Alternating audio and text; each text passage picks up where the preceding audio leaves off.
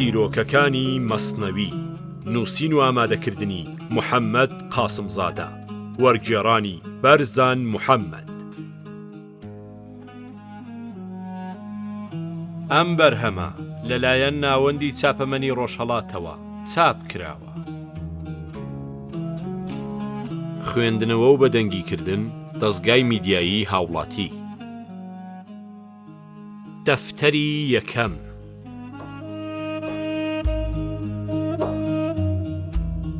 نێردراوی قەیسەری ڕۆم کە چوو بۆ بینینی عومەر.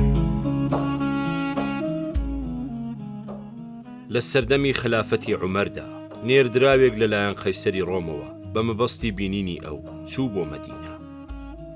ئەم نێردراوە ڕێگایەکی سەختی بە بیابانەکاندا تێی کرد بوو. کاتێک گەیشتە شار بە تەما بوو هەر لە ڕێوە بچێتە لای خەلیفە.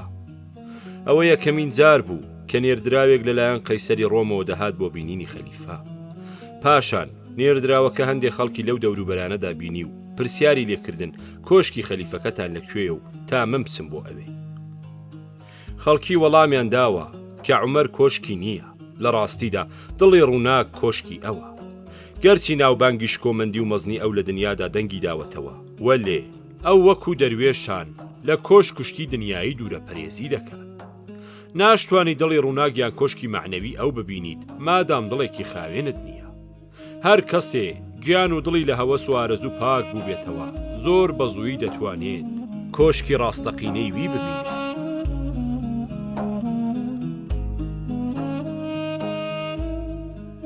نێردراوی قەیسەری ڕۆم کاتێک قسەی خەڵکەکەی سەبارەت بە عومەر ژنەفت تا مەزرۆتر بوو بۆ بینینی. چیتر هۆشی بەلای کەرەستە وەسپ و هاوڵەکانیەوە نەبوو، چاوەکانی بە تامەزرۆییەوە بە دوای عومەردا دەگەڕان. نێردراوەکە دێوان ئاسا لە دەوروبەری شار بە دوای خەلیفەدا دەگەڕا تا هەرچی زووترە بیدۆزێتەوە. ئەو بەخۆی دەوت وەها پیاوێک هاوتای نییە لە دنیادا و لەم جیهانەدا کە وەکو گیان نادیارە. دەیویست بچێتە لای تا ئەگەر قسەی ئەو عەرەبانە ڕاست بێت ئەوا بەندایەتی خەلیفە بکات. نێردراوەکە هەروە بە دوای خەلیفەدا دەگەڕا و سەرنجام ڕێنماییان کرد بۆ لای خەلیفە. نێردراوەکە ژنێکی عەرابی دی و پێی وت خەلیفەی ئێوە لەکوێیە. ژنەکە بە ئاماژەی دەست دارخورمایەکی نیشاندا وتی ئەو پیاوە دەبینی لەژێر ئەو دارخورمایەدا خەوتووە، ئەوە عومەرە، سەیرکە سێبەری خوددا بەجیا لە خەڵکی لەژێر نەسرمایی دارخورمایەکدا ئارامی گرتووە. نێردراوەکە نزیکتر بووە، ڕاوەستا و لە عومەر ڕامە. لە ناکاوێکدا دەستی کرد بە لەرزین، سەیری دەوروبەری کرد، بەڵام حاڵەتێکی لە خۆیدا بینی کاوێتەیەک بوو لە ترس و خۆشی و محەبەت. ئەو دوو حاڵەتە پێچەوانەیەی لەلا سەیر بوو تا هەنووکە وەها حاڵەتێکی لە خۆیدا نەبینی بوو. بۆیە لە فکرەوە ڕۆچوو بە خۆی ود من پادشای زۆرم بینی من، شاهان ڕێزم دەگرن و بە گەورەم دەزانن، وەلێ هەرگیز لە بەرامبەرە و پادشایانەدا تەنانەت ئەو کاتەش کە تازەکار بووم وەها ترس و سامێک نەچۆتە دڵمەوە. هەیبەت و سامی ئەم کابرا خەوتووە هۆشی نەهێشتوم. ئەمە کێیە بە خەوتووی ژەوەندە شکۆمەندا؟ من پیاوێکم چوومەتە بێشەڵانی پڕ لە شێر و پڵنگەوە، بەڵام بە بینینی ئەو واژەڵە دڕندانە هیچ ترسێک نەچوە دڵمەوە. زۆر جار چوومەتە مەیدانی جەنگەوە و لە سەختی جەنگ نەترساوم، وەکو شێر لە جەنگدا هێرشم بردووە. لە جەنگدا ئەوەندەم لە دوژمن کوشتووە و هێندەم لێ بریندار کردوون و برینداریان کردوم کە لە شەڕدا بەناوبانگ بوومە، چونکە ئازاتر و بوێرتر بووم لە خەڵکی دیکە. وەلێ بۆچی ئەم پیاوە خەوتووە بێچەکە وەها ترسێک دەخاتە دڵمەوە کە ئازایاندام دەلەرزێ؟ ئەمە چه هەیبەت و سامێکە؟ بە دڵنیاییەوە سەرچاوی ئەم شکۆیە مرۆیی نییە، ئەم سامە سامێکی خوداییە.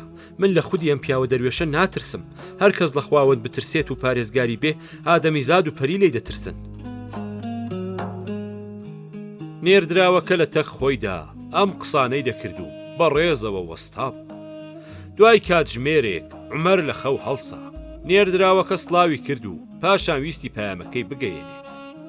عومەر وەڵامی سڵاوەکەی دایەوە و ڕوویەکی وەها خۆشی نیشاندا کە وەرخەیان بوو. پاشان لە نزیک خۆیەوە دای نیشان. ترسی لە دەموچاوی نێردراوەکەدا بینی بوو، بۆیە بە قسەی خۆش و بەجێ و محەبەتامیز و باسکردنی سیفاتی خواوەند ترسی لە دڵیدا ڕەواندەوە. کاتێک کابرای ڕۆمی هێور بووە، عومەر سەری قسەکەی بردە سەر باسی ڕۆح و لەبارەی پێگەی ڕۆحەوە قسەی بۆ کرد، لەبارەی مەقامی حەق تەعالا، لەبارەی کاتی بەر لە بەدیهێنانەوە بۆی دووە.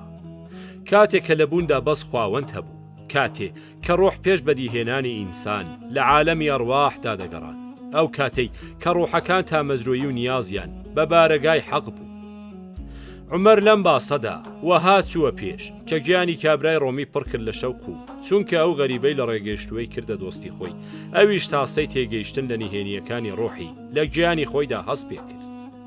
عومەریش شادیە و تاسەیە لە دەموچاوی ئەو دابینی و تۆوی پاکی حەقیقەتی لە دڵی داچات. کابرای ڕۆمی پرسی: ئەی پێشەوەی ئیمانداران، ڕۆح چۆن چۆنین لە جیهانی باڵاوە هات بۆ سەرزەوی؟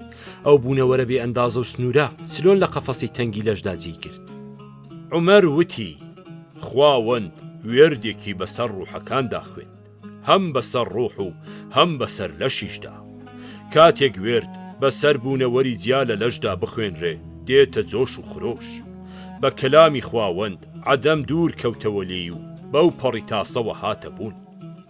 هەر بەو جۆرەی کە بە وتەیەکی خواوەند بوونی زیندوان گورزی ڕوە و نەبوون دەڕوات، وتەی حەق تەعالا گوڵی پشکواند و بەردی لە کانەکاندا کرد بە نەقێم. بە یەک وتە لەش دەبێ بە ڕوح و هەتاو دەدرەوشێتەوە، وەک چۆن بە وتەیەک خۆری درەخشان تاریکدا دێ و دەگیرێ، بە وتەیەک لە گوێی هەوردا لە پەسا بارانی لێدەبارێ. ئەگەر ناتەوێ شک و گومان لە گیانتدا جێ خۆش بکات، گوێی ناوەوەت بۆ بیستنی ڕەمزەکانی خواوەند بکەرەوە.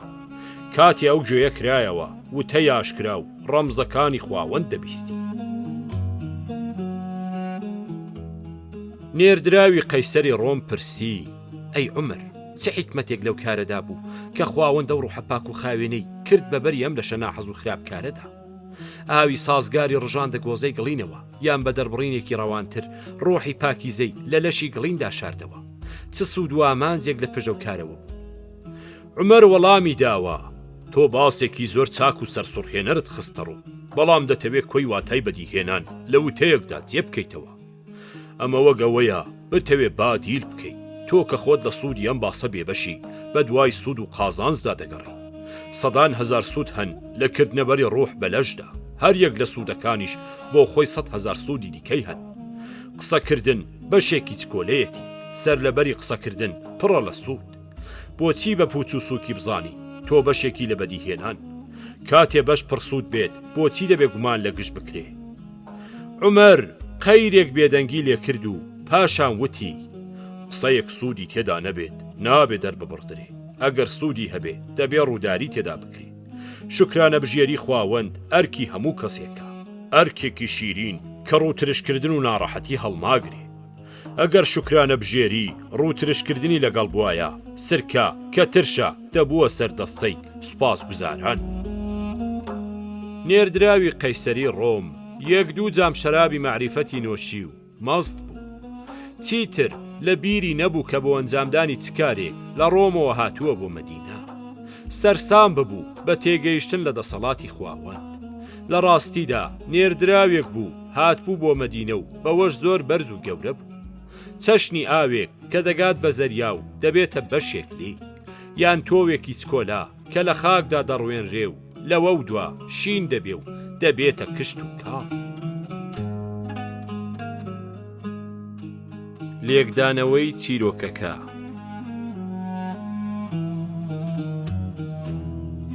ئەم چیرۆکە تیشک دەخاتە سەر دوو دیدگا. یەکیان دیدگای نێردراوی قەیسەری ڕۆمە کە لە سەرزەمینی فەلسەفە و پرسیاری گوماناویەوە دێت و بە چاوی عەقڵ دەڕوانێتە هەموو شتێک. لە بەرامبەریشدا عومەر هەیە کە نوێنەری گیانی ڕەحمانی و شەوقی ئیمانیە و لە هەمبەر شەرحی ئەودا بۆ جیهانی ڕۆح و سلوک بە یەک دوو جام کە لە مەعریفەتی ڕۆحانی دەرخواردی نێردراوەکەی قەیسەری ڕۆمی دەدا، دنیاکەی سەرە و نخون دەبێ و دەبێتە مورید و دێوانەی عومەر و شێواز و بەیانە عیرفانیەکەی. ئەم چیرۆکە نیشاندەری دیدگای هەمیشەیی مەولانایە کە لای وایە پێیدارینی بەڵگەخوازی ئەهلی عەقڵ لە بەرامبەر ئەهلی دڵدا سست و لاوازە.